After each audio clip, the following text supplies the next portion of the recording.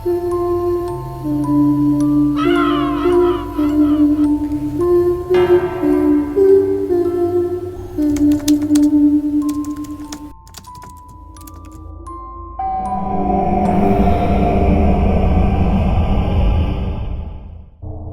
pong magandang araw sa inyo, Miss Terry, at sa bumubuo ng inyong channel.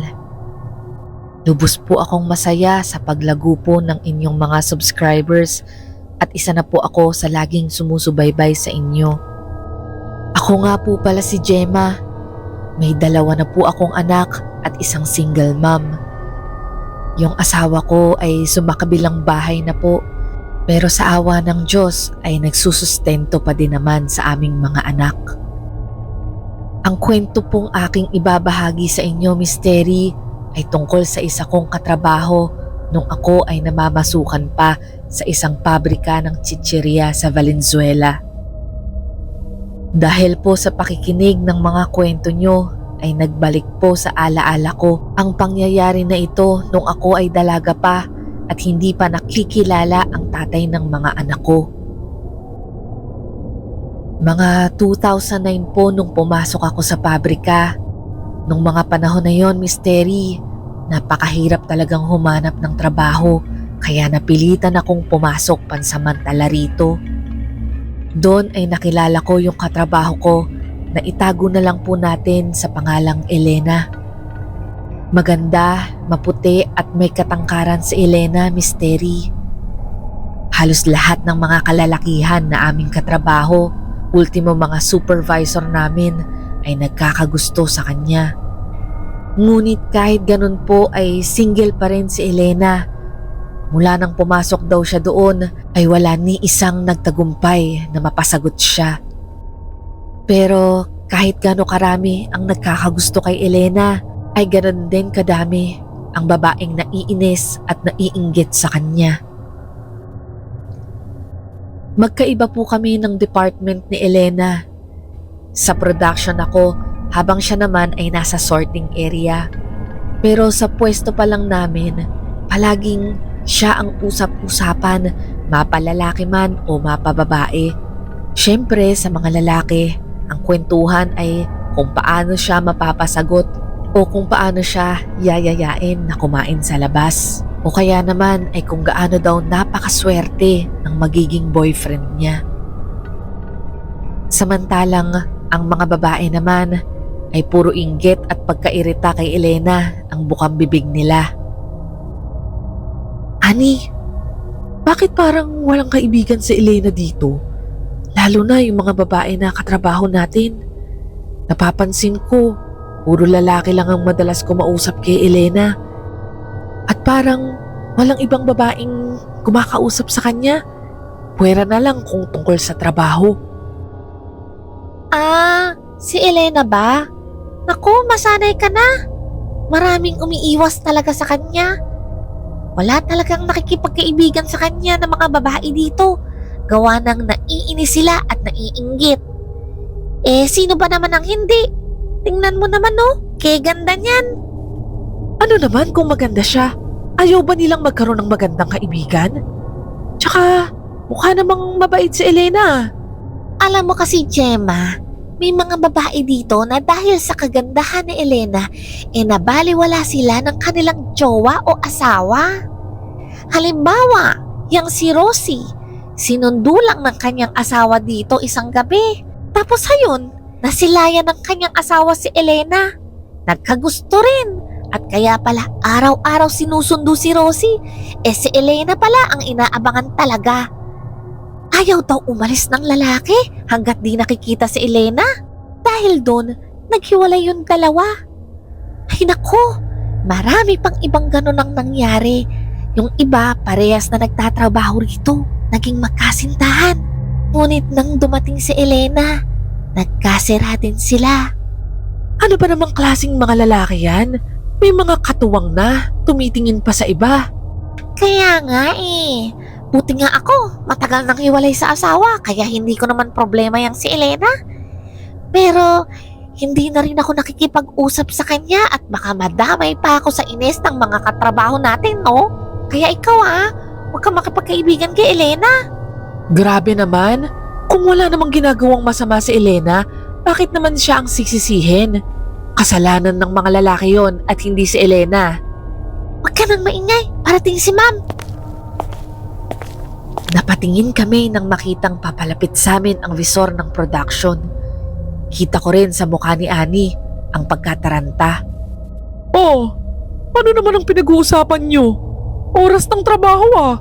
Baka nasusobrahan kayo sa tsikahan ha? Ma'am, wala naman po kaming pinag-uusapan. Tungkol lamang po sa trabaho. Opo ma'am, nagpapaturo lang po ako kay Annie ng ibang proseso dito sa pabrika. Pasensya na po. Mabuti naman kung ganun. Nga pala, Gemma, kaya talaga ako naparito para sabihin sa'yo na may papalit dyan sa pwesto mo. May mga bago kasing pasok na trabahante, kaya dito muna siya sa production. Ayusin mo na ang mga gamit mo at doon kita ilalagay sa sorting, okay?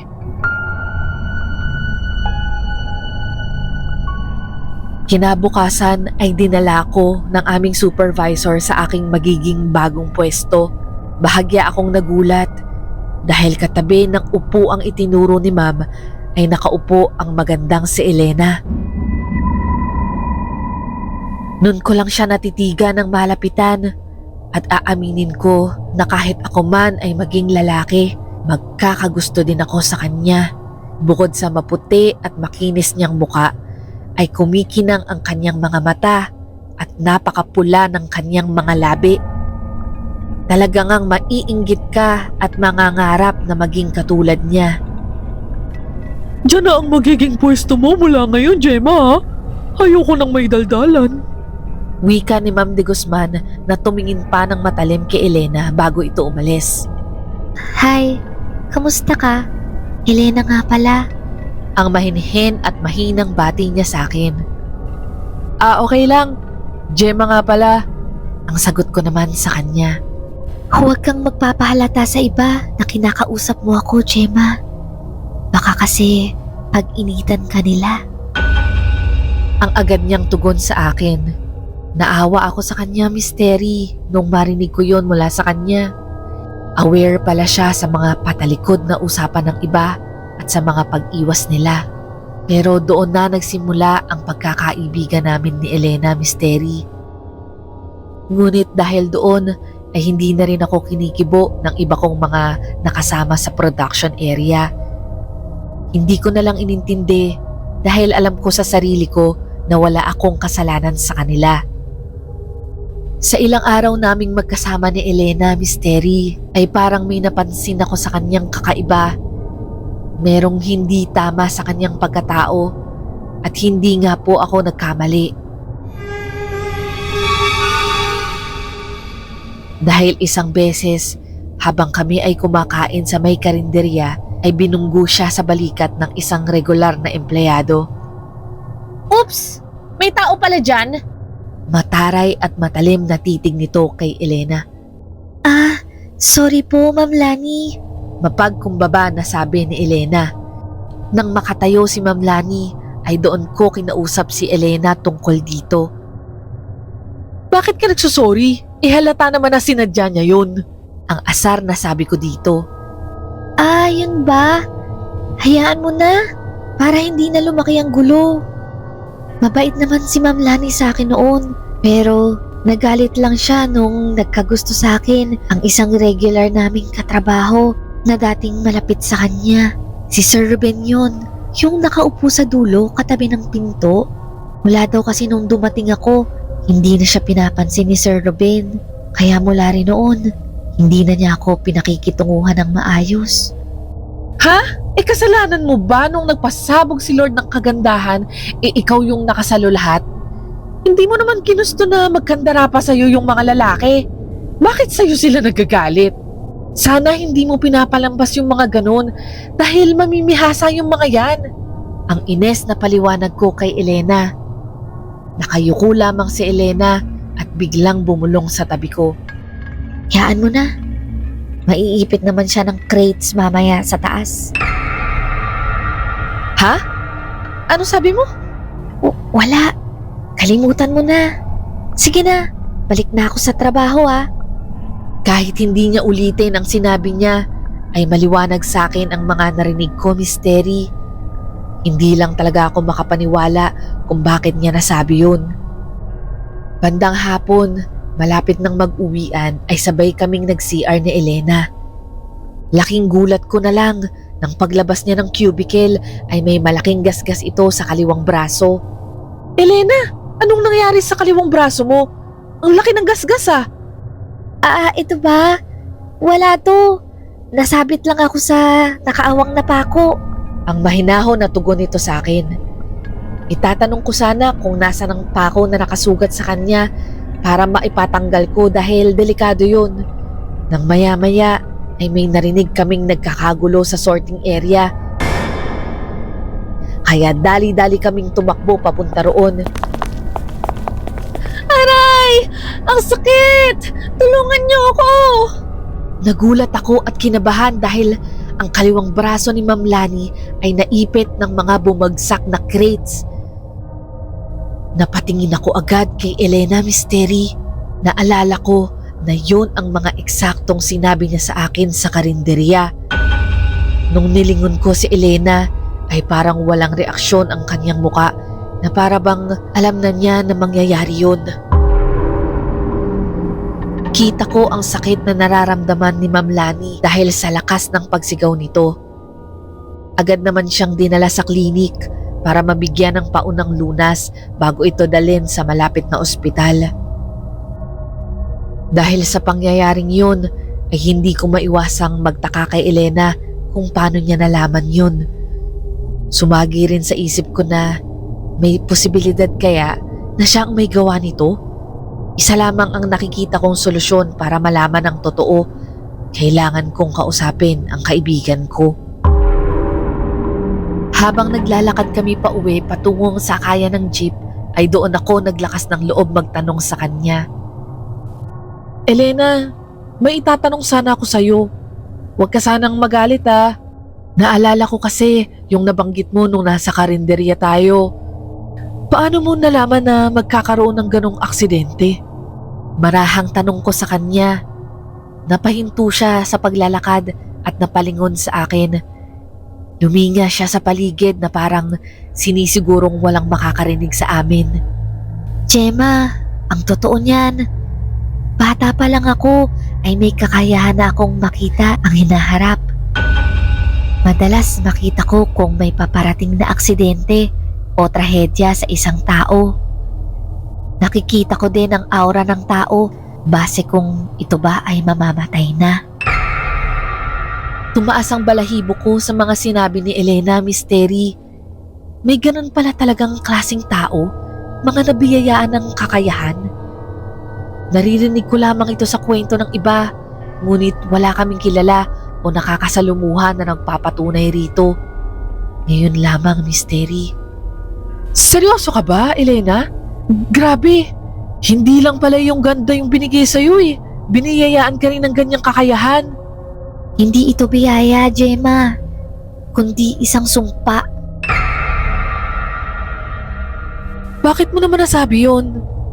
Teka, may iba pa bang nakakaalam ng lihim mo na yan? Oo, Gemma, ang mga magulang ko. Naiiyak na sabi niya. Nakaramdam ako ng awa para kay Elena, lalo na nung makita ko na pumapatak na ang mga luha mula sa mga mata niya. Bakit ka naman naiiyak? Tahan na. Pasensya ka na sa mga tanong ko. Curious lang naman ako eh. Ayos lang. Malungkot lang ako. Dahil sa kakayahan ko, nalaman ko na mamamatay ang nag-iisa kong kapatid. Noong mga panahon na yon, hindi ko sinabi sa mga magulang ko ang pangitain ko. Binalaan ko lang ang kapatid ko na mag-iingat siya. Gustong-gusto kasing makasama ng kapatid ko sa company outing nila. Dahil bago pa lang siya sa kanyang trabaho. Kaya nakiusap siya sa akin na huwag sabihin sa aming mga magulang dahil tiyak na hindi siya papayagan ng mga ito. Ang mali ko lang, Gemma, ay nakinig ako sa kanya at hindi ko siya pinigilan. Dahil daw sa pangyayaring yun, Mystery, ay namatay nga ang kanyang kapatid. Nagkaroon ng matinding galit sa kanya ang kanyang ama. Sinisisi siya ng kanyang ama sa mga nangyari. Napakasakit daw ng mga sinasabi sa kanya. At nandyan na rin daw yung pinagbubuhatan siya ng kamay sa tuwing ito ay malalasing. Buti na lang daw ay nandyan ang kanyang nanay para pigilan ito. Naaawa ako sa buhay na meron ang kaibigan ko, Mystery. Kung ano ang paghanga ng iba sa kanya sa factory, ay kaibahan naman ito sa kung ano ang tunay na buhay niya. Bukod sa marami ang umiiwas sa kanya dahil sa kagandahan niya, ay para rin daw siyang nadudurog sa tuwing nagkakaroon siya ng pangitain. Marami na daw siyang nakitang namamatay. Nandyan na daw yung makasalubong niya lang sa daan. Minsan naman ay kapitbahay o kakilala. At yung huli nga ay yung kapatid niya. Alam mo, Gemma, nagkakaroon din ako ng mga pasa o sugat sa iba't ibang parte ng katawan ko sa tuwing magkakaroon ako ng pangitain. So, paano natin masasabing biyaya itong kakayahan ko? Puro pasakit lamang ang inaabot ko. Kaya pala nagkaroon ka ng kaskas sa kaliwang braso mo? Dahil pala yun sa nalaman mong mangyayari kay Ma'am Lani. Tumango lamang si Elena at pinagpatuloy ang paglalakad patungong sakayan. Tinapik ko na lamang ang kanyang balikat. Gusto kong iparamdam sa kanya na andito lang ako bilang kaibigan. Kinabukasan ay papasok pa lang ako ng gate. Napahinto at napatingin ako sa guard's table dahil may mga nakalatag doon na papel. May mga nakalistang pangalan ng mga contractual na kailangan muna daw dumaan ng HR dahil may pipirmahang kontrata. Isa nga ang pangalan ko sa nakalista. Kaya agad akong nagtungo sa office ng HR at hinintay matapos ang mga naunang nakapila sa akin. Inabot din ako ng 30 minutes doon dahil sa dami namin. Nang makarating ako sa pwesto ko, ay nakita kong bakante ang upuan ni Elena. Nagtaka ako, Mystery, dahil hindi naman siya nalilate at hindi pa naman end of contract nito. Nasa proseso pa ako ng pag-iisip, kasabay ng pag-aayos ng aking mga gamit, ay namataan kong papalapit ang aming supervisor. May kasama ito na isang bagong empleyado at nagsabi itong siya na muna ang makakasama ko sa trabaho ngayong araw dahil umuwi daw si Elena at sinisikmura ito. Nakahinga ako ng maluwag dahil sa pag-aakalang natanggal sa trabaho si Elena. Panatag ako na hindi naman yun ang nangyari. Ngunit nag-alala rin ako para sa aking kaibigan dahil meron palang masakit sa kanya. Pagpatak ng alas 12 ay lunch break na. Kinuha ko agad ang cellphone ko para i-text si Elena kung okay na ba ang pakiramdam niya. Nanlamig ang buo kong katawan at nabitawan ko ang cellphone sa nabasa ko. Ipagdasal mo ako, Gemma. Umuwi ako ng biglaan kanina dahil pagpasok ko pa lang ng sorting area ay nakita ko ang sarili kong naipit sa forklift. Namatay ako sa pangitain ko, Gemma. Hindi ko alam ang nararamdaman ko noong oras na yon, Mystery. Agad kong dinampot ang cellphone ko at tinawagan ko si Elena. Makakipad pa ang usong cellphone nun kaya matibay sa bagsakan. Hello, Gemma. Guminhawa ang pakiramdam ko nang sumagot si Elena sa kabilang linya. Maayos naman ako, Gemma. Nandito si nanay at binabantayan niya naman ako. Salamat ah. Sorry rin kung pinag-alala kita. Wika nito sa akin. Doon ay nakausap ko din ang nanay ni Elena at nagpasalamat ito sa akin dahil ako lang daw ang naging kaibigan nito at tanging nakaintindi sa sitwasyon ng kanyang anak. Kahit paano ay lumuwag ang pakiramdam ko at nakapagtrabaho ako ng maayos ng hapon ding iyon. Mag-uuwian na at hindi na ako mapakali na mag-out na. Bawal po kasi ang cellphone sa loob ng factory, Mystery. Gusto ko nang kamustahin ang kaibigan ko. Nang makuha ko sa bag ko yung cellphone ko ay nakita kong may 5 missed call si Elena sa akin. Agad naman akong tumawag sa kanya. Hello Elena, ang dami mo palang missed call. Sorry, hindi ko nasagot. Alam mo namang bawal sa atin ang cellphone. Kamusta ka naman? Gemma, wala na ang anak ko. Wala na si Elena.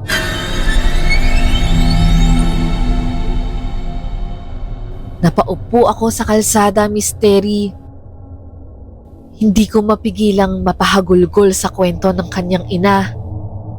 Namatay si Elena dahil binigti ito ng kanyang lasing na ama.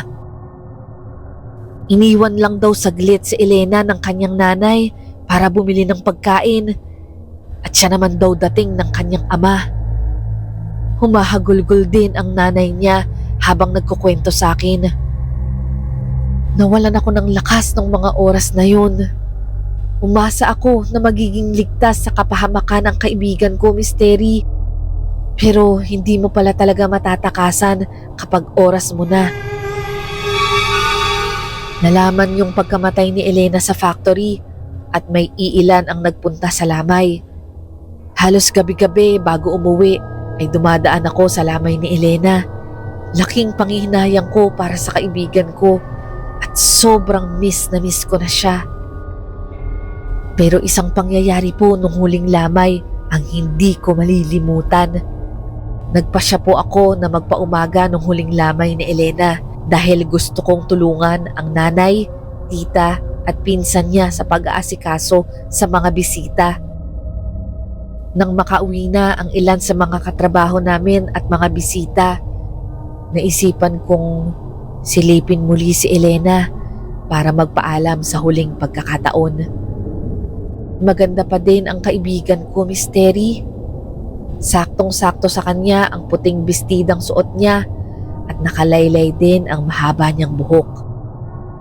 Sa ibabaw naman ng kanyang kabaong ay mga litrato nila ng nanay at kapatid niya.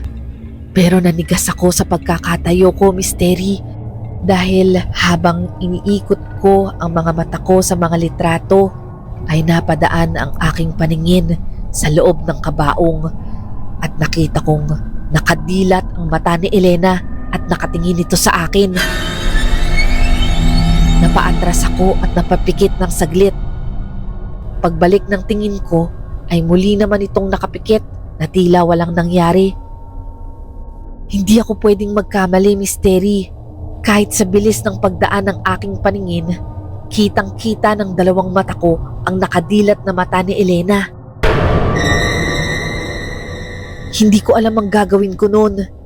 Mabuti na lang ay hindi ako napasigaw o napaluhod. Sadyang natulala lamang ako sa aking nasaksihan. Natauhan na lamang ako nang tapikin ako ng kanyang nanay at sinabing, "Maraming salamat sa iyo, Gemma, ha? Alam mo ba, masayang masaya si Elena at naging kaibigan ka niya. Madalas kanyang makwento sa akin. Kahit hanggang nung araw na mamatay siya, ay ikaw ang binabanggit niya. Nagpapasalamat na rin ako dahil bago man lang siya mawala ay nakaranas siyang magkaroon ng isang tunay na kaibigang tulad mo." Ang naluluha ngunit masayang sabi nito sa akin, "Magpahinga ka na at matagal ka nang nakatayo dyan sa harap ni Elena. Nakita mo rin bang nakadilat ang mga mata niya?" Nanlaki ang mata ko habang nilingon ko ang nanay ni Elena. Paano niya to nalaman? Nagtatakang tingin ko sa kanya. Ngumiti lamang ito sa akin. Ngiti ng pasasalamat. Kahit hindi na siya sumagot ay naintindihan ko na. Hindi nga ako namalikmata sa nakita ko nung gabi na yon. Totoong dumilat si Elena at maaaring nakita rin yon ng kanyang ina. Nakulong po ang tatay ni Elena, Misteri.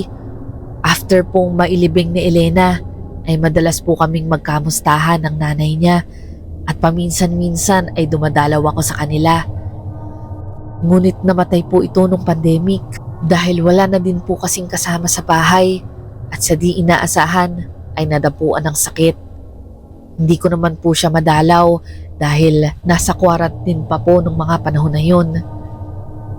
Inisip ko na lamang po na sana ay masaya na silang magkakasamang mag-iina, Mystery. Sana ay masaya si Elena kung nasaan man siya. Hanggang dito na lang po ang kwento ko, Mystery. Muli ay nagpapasalamat po ako kung mabibigyan nyo ng pagkakataong itampok ang aking kwento dito sa inyong channel. More power po, and God bless you always. Maraming salamat po sa pakikinig sa aming storya. Maaari po kayong magpadala ng inyong sariling kwentong kababalaghan sa misteryoSadilimTV@gmail.com. Malaking bagay rin po kung kayo ay makakapag-subscribe sa aming channel. Maraming salamat po at hanggang sa muling Misteryo sa Dilim.